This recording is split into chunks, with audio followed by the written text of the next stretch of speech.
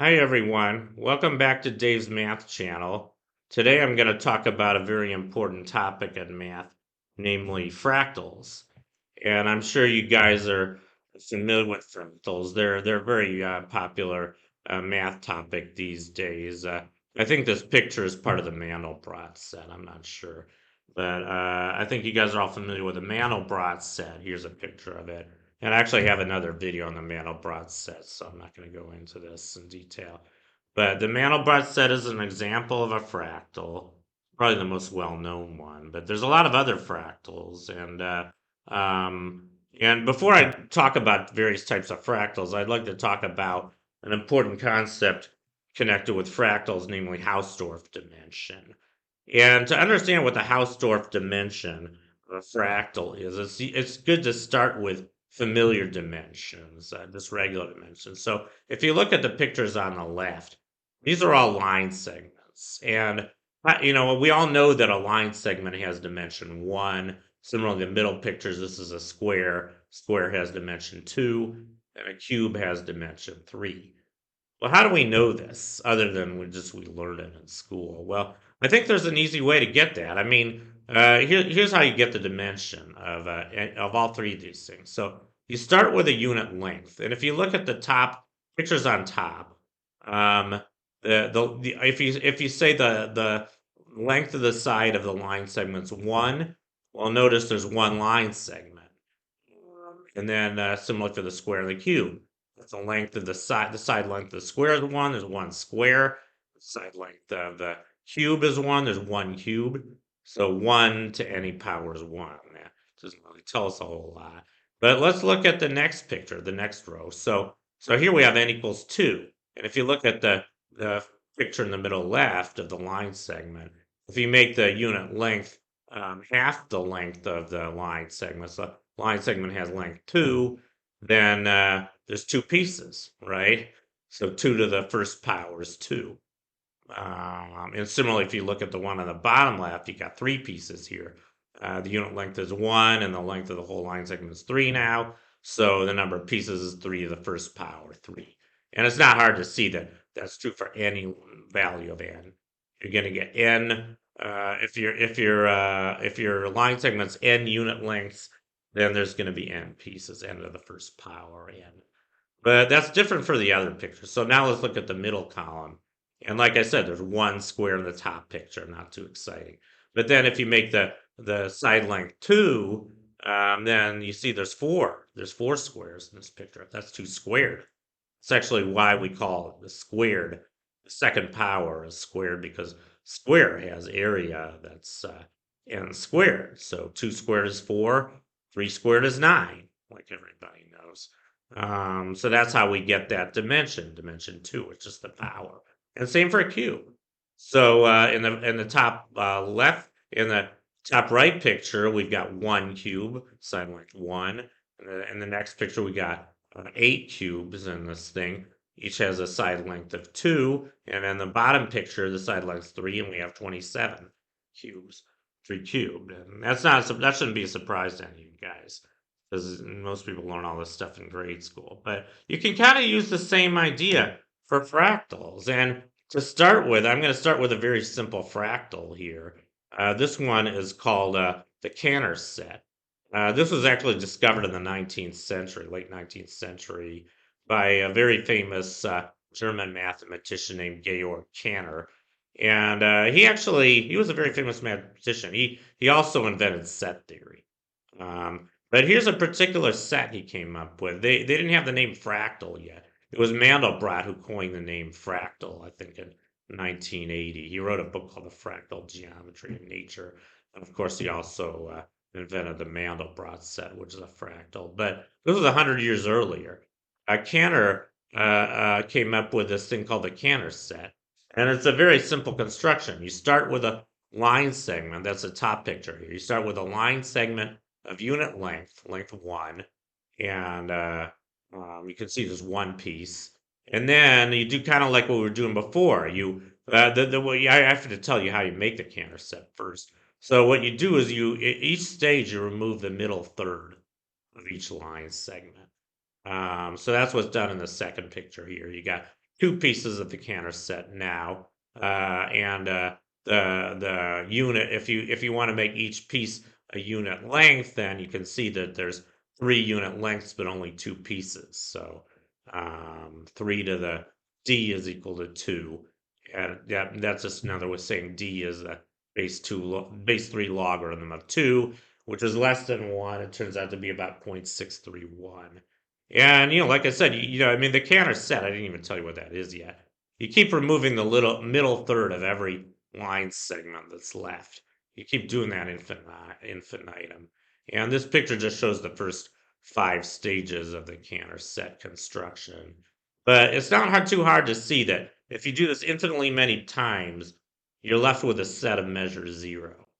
Because in the second picture, in the first picture, the measure of the whole set is 1 unit.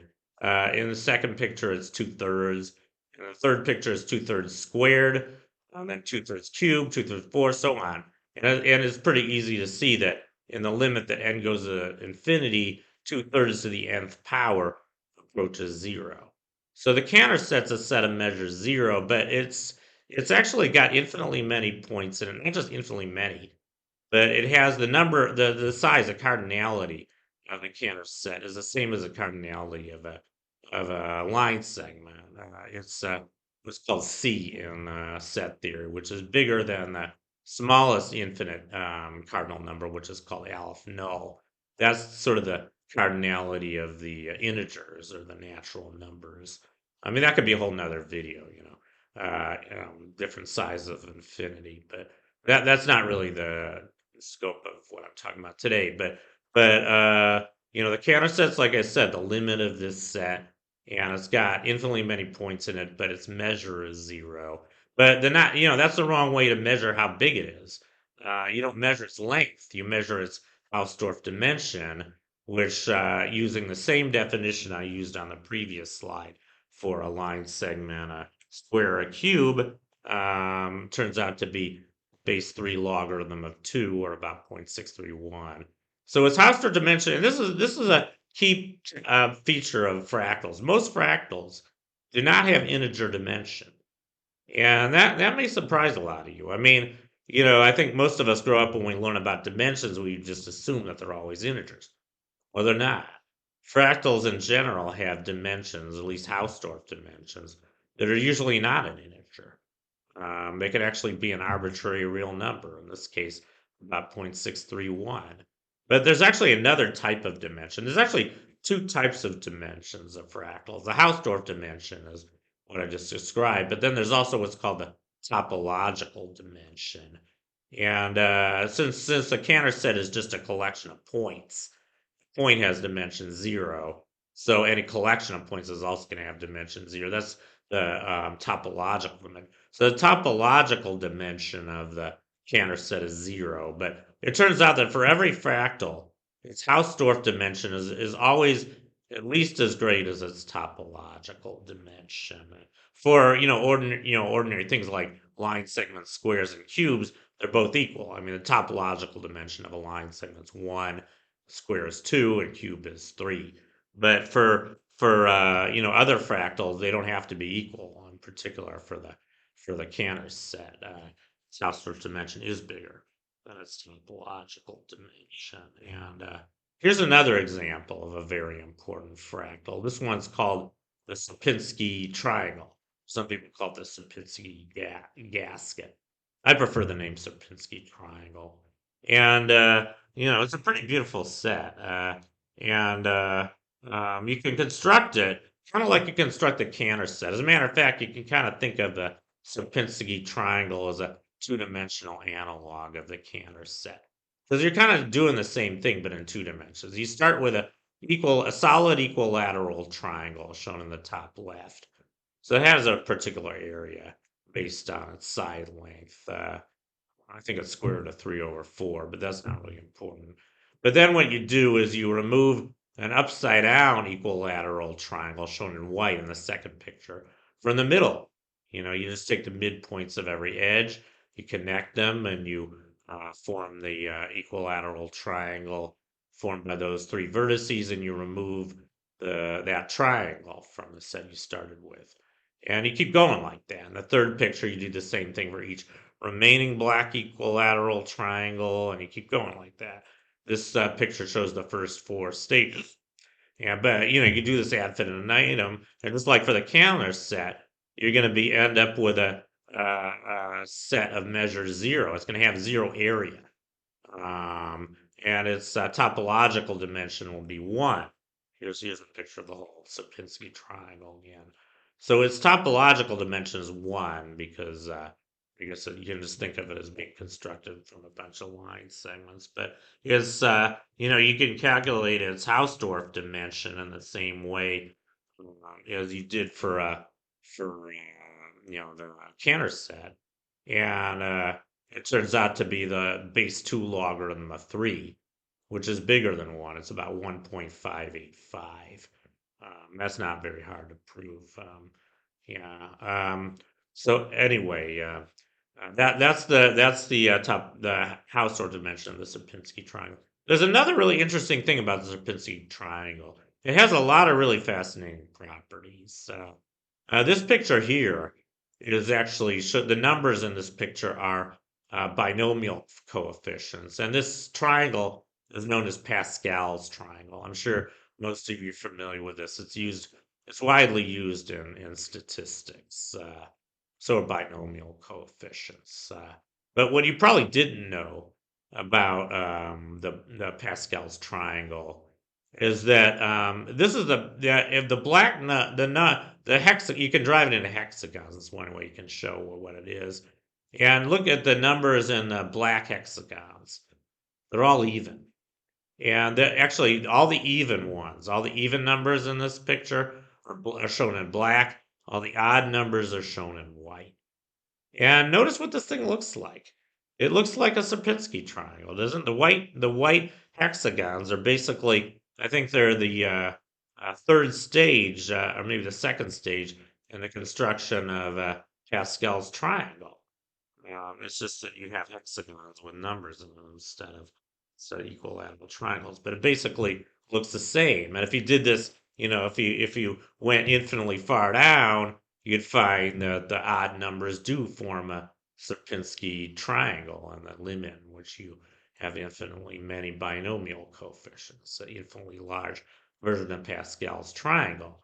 And what that means, since I said this, Sierpinski triangle has measure 0. That just means that the white points in this drawing dominate it. The black points correspond to the odd numbers. I guess the colors are reversed, but the odd numbers, it turns out, if you went far enough down, that would be a set of measure 0. What that means is that almost all binomial coefficients are even. You go far enough down Pascal's triangle, you'll find a smaller and smaller percentage of binomial coefficients that are odd. That fraction approaches 0. And what's more interesting to me is that the picture you get in the limit in which you go infinitely far down, the white points approach the Sierpinski triangle. So I think that's pretty neat. And you don't have to, so far I've only kind of talked about abstract mathematical things, but you don't have to do that. I mean, there's actually fractals occur in nature. And as a matter of fact, Mandelbrot wrote a very famous book in 1982 called The Fractal Geometry of Nature. You may be familiar with that, I don't know. But it actually turns out that most things in nature, most things in our world are actually fractals. Sets with integer dimensions are pretty rare. Like a circle or any smooth curve is going to have, it turns out, Hausdorff dimension 1. They're not fractals. A key feature of fractals is that they have the same kind of structure on all distance scales. And that's true of coastlines pretty much. And so it doesn't really make sense to talk about the length of a coastline. As a matter of fact, I think there's another book called How Long is the Coast of Britain? And I think what that's a discussion of how the coastline of Britain or any other coastline is a fractal. I mean, think about how you would measure the length of the coastline of Britain. You have to start with a yardstick, right? You have to start by taking points a certain distance away from each other along the coastline. That's kind of indicated by these circles in this picture. These circles are circles formed by a yardstick of a particular length. And I think for the picture on the left, it's a pretty big yardstick. It looks like it's around maybe, I don't know, 50 kilometers radius, something like that. So if you use this yardstick to measure the length of the coast of Britain, you just have to count how many circles are. I don't know how many there are, but it looks like about 20 or 30. So you just multiply that by the length of your yardstick, maybe twice the length. So you might get like 2,000 kilometers for the picture on the left. But then if you use a smaller yardstick, which they do in the middle, I think it's half the size of the previous one. So now the radius of each of these circles is probably like 25 kilometers. If you count how many of these circles you have, you're going to turn out to be more than twice as many as the first one, maybe 2.5 times as many. So now, instead of measuring 2,000 kilometers for the length of the coastline of Britain, you might get 2,500. And if you keep going like this, you're going to get more and more meandering features that are going to keep adding to the length of the coastline. So in the third picture, you might end up with something like 3,200 kilometers. And if you did the limit in which these yardsticks approach zero length, you're going to find more and more meanderings in the coastline. So the length of the coastline is going to approach infinity if you do this enough times. And that means it doesn't even really make sense to talk about the length of the coastline. That's the wrong way to measure a coastline. The right way to measure it is its Hausdorff dimension. You can use the same definition we've been using for dimension to come up with a Hausdorff dimension of the coastline of Britain. Turns out to be about 1.25. It's a pretty jagged coast.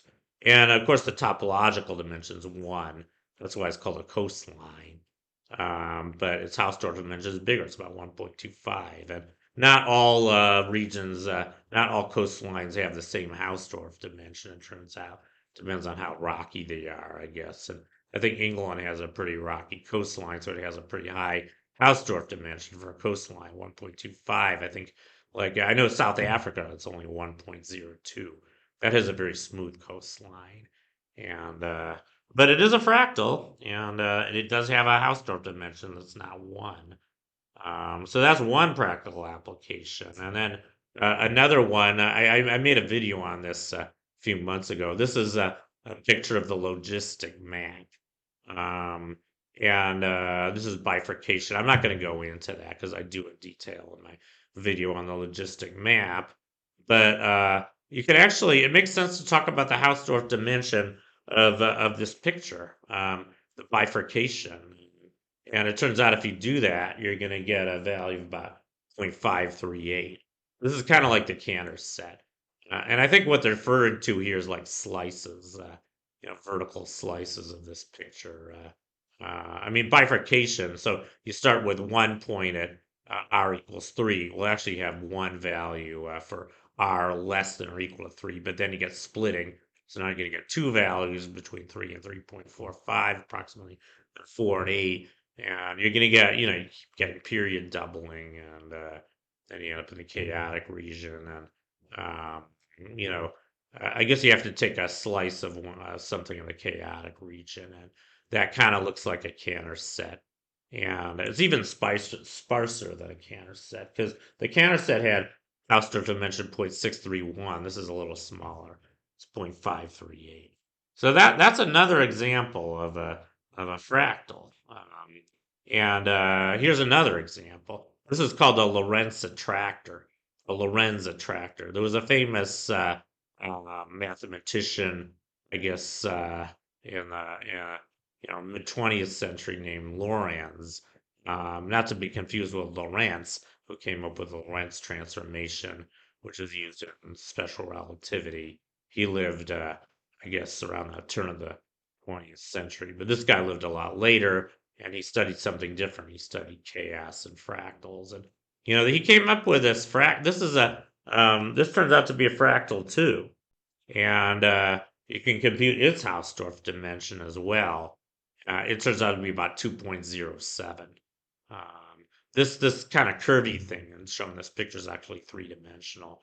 So, but I guess it's topological dimension is one actually. It's like a curve, but it curves around infinitely often, and it kind of goes back and forth in unpredictable ways. And chaos is very closely related to fractals. It turns out. I mean, this the logistic map is a good illustration of chaos theory, and so is the Lorentz attractor.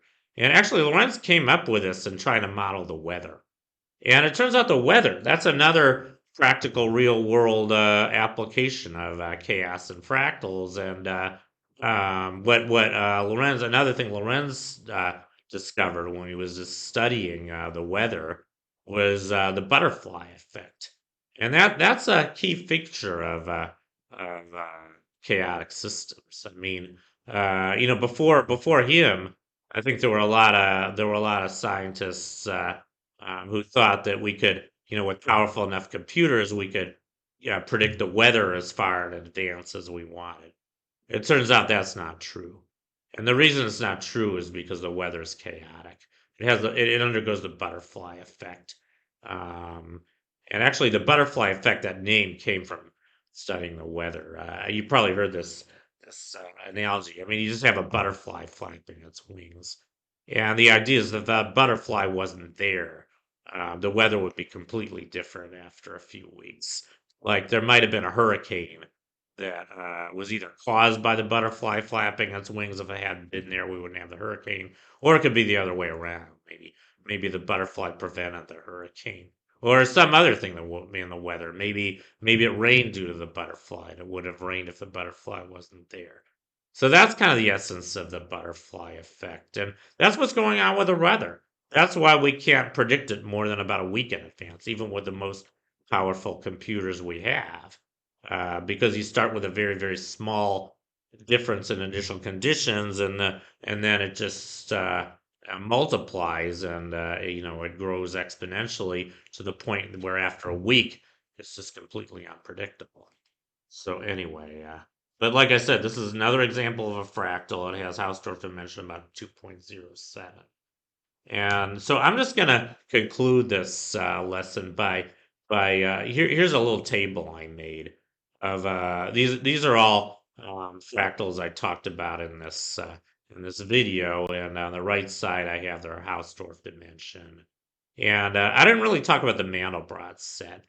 It turns out the Mandelbrot set, the boundary of the Mandelbrot set. This really surprised me when I first learned this. It turns out that the boundary of the Mandelbrot set has Hausdorff dimension 2, which really means it's a space filling curve. Because a plane has dimension 2, obviously. And I'm not even sure if this is completely true, but I'm pretty sure that any curve in 2 dimensions with Hausdorff dimension 2 is what's called a space filling curve, meaning that it fills a finite region of space. So I believe the Mandelbrot set does that. And another example, there's a thing called the piano curve. That could be a whole nother video, but there's a very interesting space filling curve discovered by a mathematician named Piano around the turn of the 20th century. It turns out to fill out all of space, even though it's a curve. Its topological dimension is 1, but its Hausdorff dimension is 2. And the Mandelbrot says like that too. So anyway, that concludes my video on fractals and Hausdorff dimension. I hope you enjoyed it, and I'll see you next time. Bye.